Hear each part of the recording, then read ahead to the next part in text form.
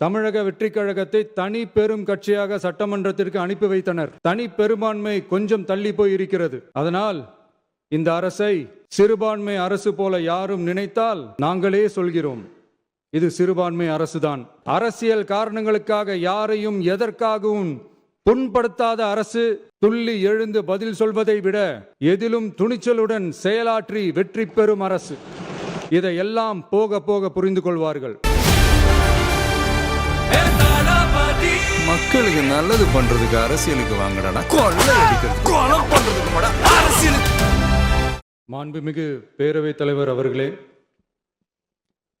முதலில் நம்பிக்கை தீர்மானத்தில் மக்களுக்கான இந்த ஆட்சியை, மனசாட்சி உள்ள மக்களாட்சியை ஆதரித்து வெற்றி பெற செய்த மாண்புமிகு உறுப்பினர்கள் அனைவருக்கும் நெஞ்சார்ந்த நன்றியை நமது அரசின் சார்பாக தெரிவித்துக் கொள்கிறேன். நடைபெற்று முடிந்த சட்டமன்ற தேர்தலில் எந்த அணியும் இல்லாமல் தனி அணியாக, தனி சிறப்புமிக்க அணியாக, மக்கள் அணியாக, மக்களை விரும்பும் அணியாக, மக்கள் விரும்பும் அணியாக களம் காண்டோம். 1967 and 1977 தேர்தல்கள் வாயிலாக அமைந்த சாமானியர்களின் அரசை போலவே 2026 சட்டமன்ற தேர்தல் வாயிலாக தமிழக வெற்றிக் கழகமும் சாமானியர்களின் அரசையே அமைக்கும் என்று மக்களிடம் தீர்மானமாக கூறினோம்.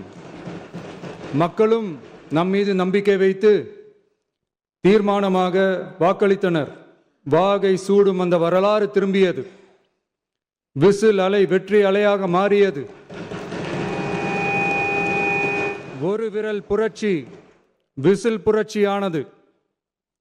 கட்சி ஆரம்பித்த 3 ஆண்டுகளுக்குள் 34.92% 1,72,26,208 வாக்குகளை மக்கள் தந்தனர். தமிழக வெற்றிக் கழகத்தை தனி பெரும் கட்சியாக சட்டமன்றத்திற்கு அனுப்பி வைத்தனர்.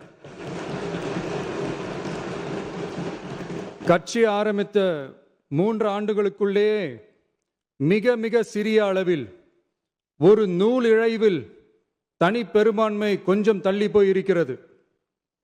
அதனால் இந்த அரசை சிறுபான்மை அரசு போல யாரும் நினைத்தால் அதிலும் எங்களுக்கு மகிழ்ச்சியே. நாங்களே சொல்கிறோம், இது சிறுபான்மை அரசுதான்.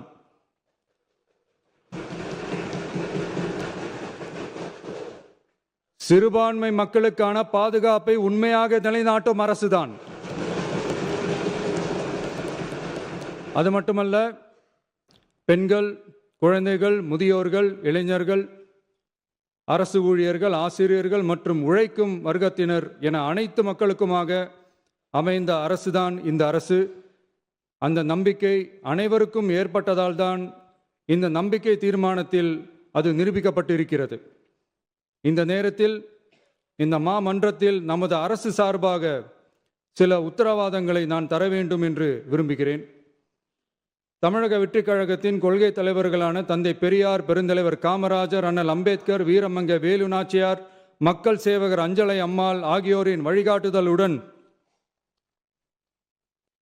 இந்த மக்கள் அரசு மனசாட்சி உள்ள மக்களாட்சியை தரும் என்று உறுதியளிக்கிறேன்.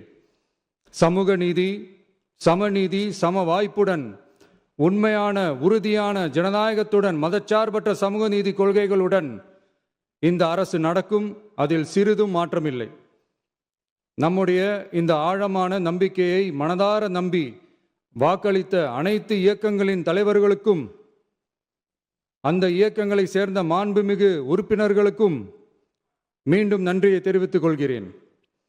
எம்மதமும் நம் மதமே, எல்லா மக்களும் நம் மக்களே, இதில் வாக்களித்தவர்கள், வாக்களிக்காதவர்கள் என்ற பாகுபாடே இருக்காது. இது எல்லோருக்குமான அரசு. இது சாமானியர்களுக்கான அரசு. இது சாதி மத எல்லைகளை கடந்த அரசு. இது பாகுபாடு காட்டாத அரசு. இது பண்பாடு காக்கும் அரசு. இது பண்பட்ட அரசு. அரசியல் காரணங்களுக்காக யாரையும் எதற்காகவும் புண்படுத்தாத அரசு. இதையெல்லாம் போக போக புரிந்து கொள்வார்கள். எனவே துள்ளி எழுந்து பதில் சொல்வதை விட எதிலும் துணிச்சலுடன் செயலாற்றி வெற்றி பெறும் அரசு. இது பதவிக்காக அதிகாரத்துக்காக அமைந்த அரசு அல்ல. நம்பிய மக்களுக்கு நன்றி கடன் செலுத்துவதற்காக அமைந்த அரசு. அதிகாரம் காட்டி மிரட்டும் அரசு அல்ல, அனைவரையும் அரவணைக்கும் அரசு. எவர் மீதும் வெறுப்பு காட்டும் அரசு அல்ல, எல்லோரையும் விரும்பும் அரசு. மக்களே முக்கியம், மக்கள் நலன் மட்டுமே முக்கியம். அதுவே எங்கள் ஒரே நிலைப்பாடு. எனவே மனசாட்சி உள்ள மக்களாட்சிக்கு ஆதரவளித்த அனைவருக்கும் மீண்டும் என்னுடைய நன்றியை தெரிவித்துக் கொள்கிறேன்.